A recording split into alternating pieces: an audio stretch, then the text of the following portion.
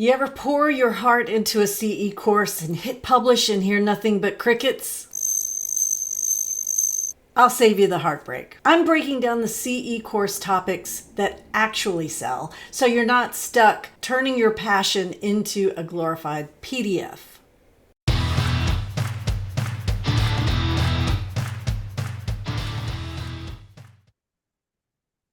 Hey, I'm Dr. Kate Walker. Welcome to your Tuesday coaching, and it's time to let everybody in so we can learn what topics are actually good topics for continuing education courses that you want to sell and make some money on. I'm going to approve our AI notes. So, interesting story. I'm given an intensive for our Step It Up members. Everybody else can join too, they just have to pay for it. But our Step It Up members get it for free as well as the replay. It's called Teach, Train, Get Paid. And I don't know when this will air as far as a podcast or YouTube, but for our members, they're going to get it next month. And I'm pretty sure we're all going to kind of be in the same boat. And that is sort of flopping around a little bit because of the economy right now. And so I'm seeing a lot of things online in our Texas Counselors Creating Badass Businesses Facebook page, in our Texas Supervisor Coalition Facebook page, people looking for ways to, number one, increase client flow, but that's another training. I did that in June, so Step It Up members, you guys should get access to that any day now if we don't already have that for you. But adding an additional stream of income when times get slow. And to add to that, summer's generally slow for most counselors. I mean, I realize there are probably some niches that, that stay pretty consistent over the summer. Maybe there's a little bit of a difference with cash pay and insurance and things like that. But overall, what I and other folks who are sort of working with people trying to build their practices are noticing, everybody's like, where have all the clients gone? So the intensive I did in June was about marketing and incorporating simple tools, not starting all over, using what you've got to make sure your marketing is up to date with what SEO and the Google machine are doing. Today is all, well, actually, this whole month is about getting your courses online.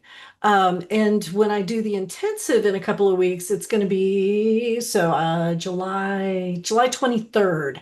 It's going to be 2 hours, and I go through everything with screen shares and telling you, like what software I use, all the things. But what I notice is sometimes it's confusing because people are asking, how do you do an online course? But what they're really asking is, how do I market the course? So I'm trying to be really, really careful that when we talk about building a course, it's going to be a little different than how to market a course.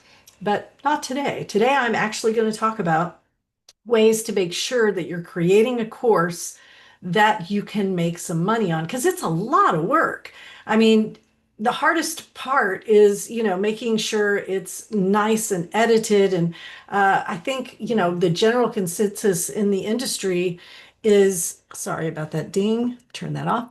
It's maybe 2 hours for every 30 minutes. I know that's sort of my rate. I mean, it can take a while to get things edited for public consumption, but it starts with this. What topic should you choose? And I know a lot of folks who talk to me and ask me questions, they kind of have it backwards. They're like, I have this thing and I'm very passionate about it, and I want to turn it into a course, which is, great. And I want to respect your passion, and it may not sell. And you've heard my metaphor before. It may be like opening a Canadian restaurant in, downtown Brenham. I don't know. And maybe Brenham's full of Canadians. But if you're not creating a product where there's already an established market, you could have the most beautiful, well-edited course on the planet and put in hours and hours and hours of work, and nobody's going to buy it, right? It's like writing a book. If you write a book about a topic that doesn't have a huge following, it becomes a passion project, which is also a beautiful thing. But with courses, it's a little bit different because you are producing a thing that you're hoping will improve the lives of your fellow counselors that you're hoping to make some money on. So I'm going to give you two two ways that I recommend that you do this. And of course, we're going to start with my favorite, which is ChatGPT.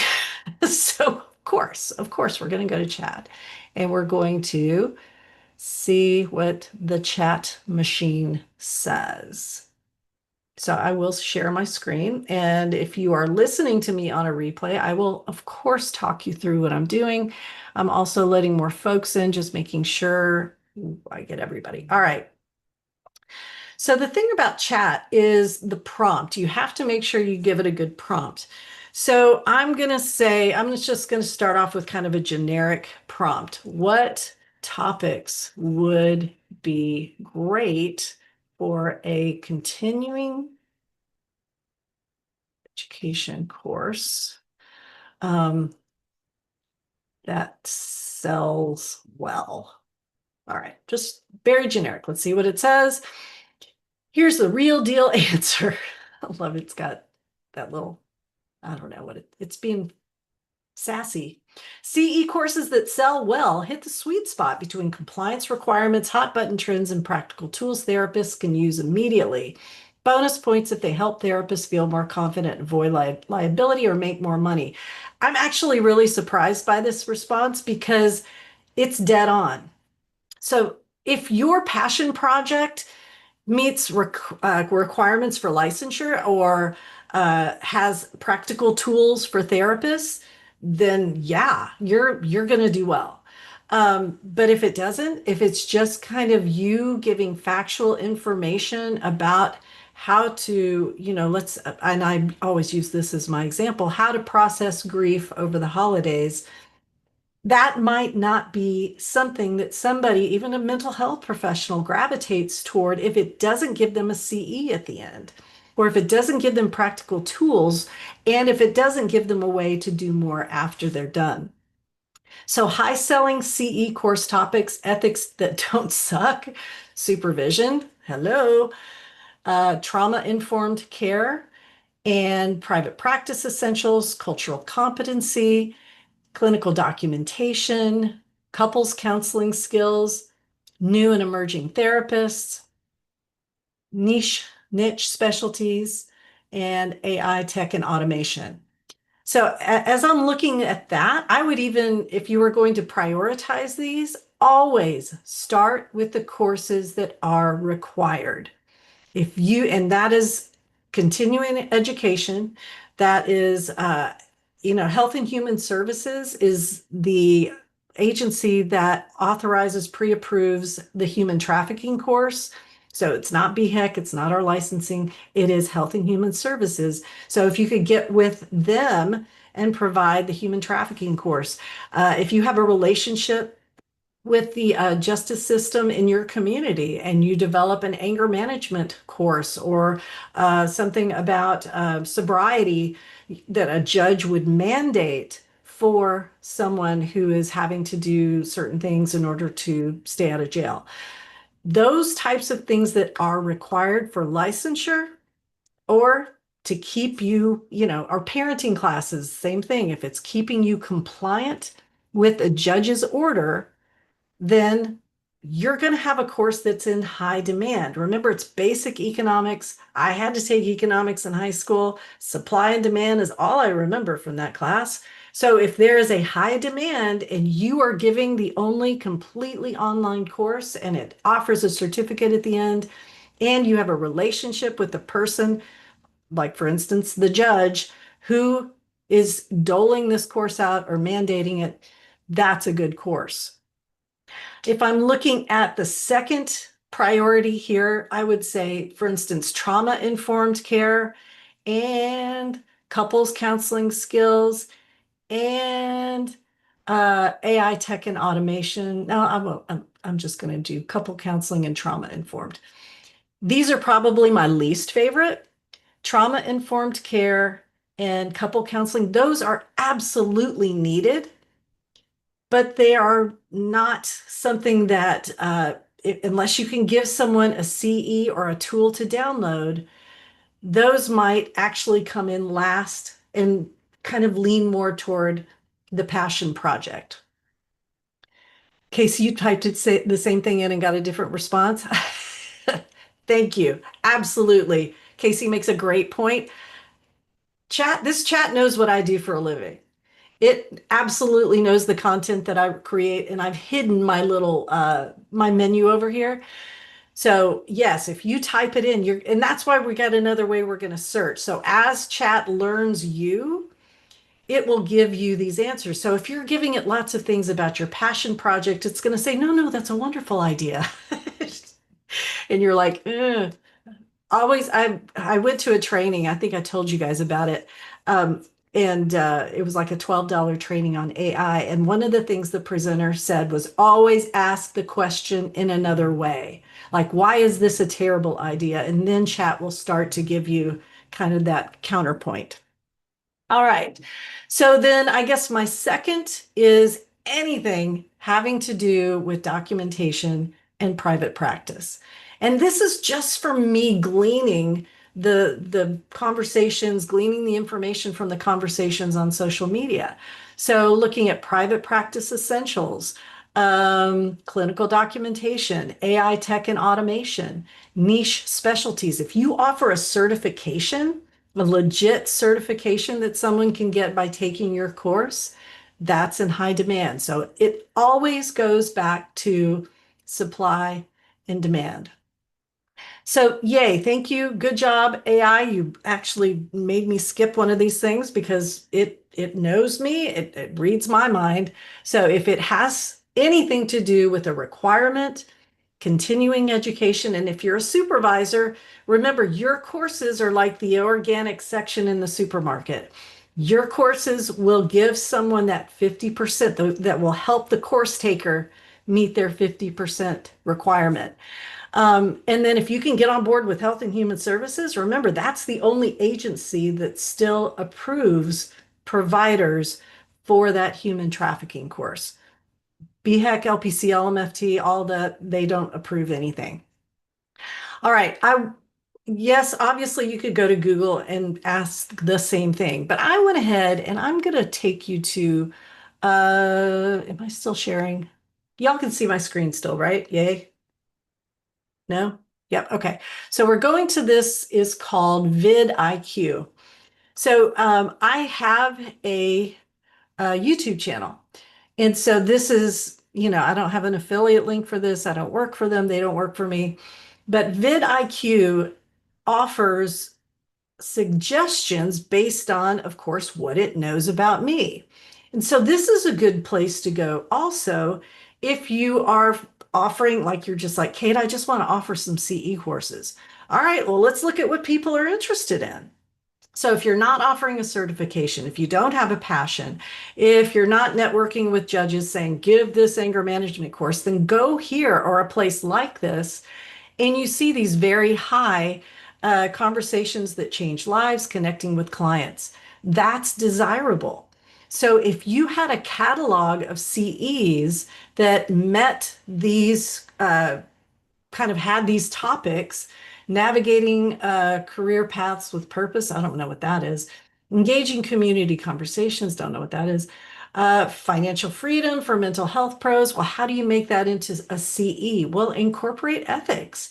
Explain the ethics of a no-show policy. Explain the ethics of charging someone if they no-show a first appointment. Explain the ethics of charging a fee at all. I see a lot of stuff out there about people who want to offer packages and bundles. What are the ethics behind that if somebody doesn't want to come anymore, or if they're done mentally, but they still have 6 sessions left, right? What else? Mastering the art of supervisor support, unpacking, connect, and all of these things you could dump into ChatGPT and say, give me bullet points for a continuing education course. So if you are starting from scratch or you had a passion project until you heard my voice, and then you're like, oh, I'm not going to do my passion project anymore, then you might be starting from scratch. what I recommend for ChatGPT, if you're going to use it, is treat it like your Wharton MBA graduate, right? You're going to say, hey, here's the topic, bullet point this, and I need 1.5 to 3 hours of words that I can say for a video presentation that I want to sell online. Once you have that, now we've got something to work with, right? If you're still kind of beating your head against the wall with, I want to offer trainings that I can sell, you've got to get past this block, this idea that it's got to come from inside you. I love you so much. I want you all to succeed. But what you want to sell, that's like me saying I'm a good cook. I'm not, right? I don't want you to eat my spaghetti or whatever. It's not good. So find a way, find a recipe. That doesn't mean you're cheating. This doesn't mean that you're plagiarizing, right? It's like in music. You can't patent the 12 bar blues, right? It's just everybody plays the 12 bar blues. They just put different words and different solos in there. That's what you're doing. So going to something like ChatGPT or vidIQ, then saying, hey, this is the idea I want. Let's see, transforming mental health practices with innovative strategy. Let's just grab that one because that sounds kind of boring and nebulous. I have no idea what that is. So let us say, copy paste, give me an outline for a, let's say 1.5 hour CE course. And I'm going to make sure I say delivered through video because depending, if you're doing something where, and I used to do this, I used to sell CEs that were basically um, other people's stuff, like National Institute of Mental Health. So they would download an article, and then I would sell the exam or the quiz, the quick quiz and the CE. That's okay. You can do that. You don't have to come up with all original material. You can say, hey, read this article. I'm going to test you over it and then give you the CE. I don't recommend you do that anymore. It's, I don't know. It's sort of like what the American, what is the ACA journal? Remember when used to get paper magazines and it would always have a CE that you could if you filled out all the stuff and you mailed it in, you would get the CE. Well, they didn't write that article. Somebody else wrote that article. They were just the CE provider of record. All right, so let's see. So I'm going to say video. Oh, that's why I went down that tangent.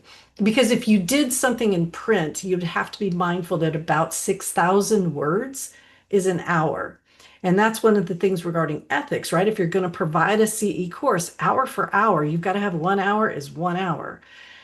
If you do it via print, there's nothing really in the rules about print. So looking at NBCC, their requirement is 6,000 words, written words is about 1 hour. That's why it's very complicated when you're like, okay, well, I'll just offer a transcript of a video as my CE. Well, it may not be 6,000 words. So, but that's a topic for another day. So here we go. Give me an outline. Absolutely. Course overview. Okay, so it's still a business course.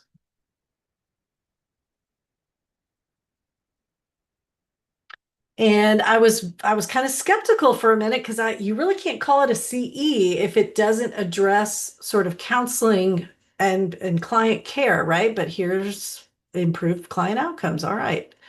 So we got objectives, we got our outline. It's still a lot of work, isn't it? But you see, it even gave you a minute by minute breakdown. And then the add-ins, which are not optional, I don't think the board doesn't get into your business about whether you offer a quiz. If it's an asynchronous, I offer a quiz. I think that just sets you apart. And then we'll talk about systems that deliver a CE certificate. All right, so I'm going to stop the share and take your questions. maybe stop the share. There we go. All right, now I'm going to hit pause. If this video helped you think like a CE provider and a business owner, hit like, tap subscribe, and don't forget to get your free guide at katewalkertraining.com/free guide. Let's turn your expertise into income.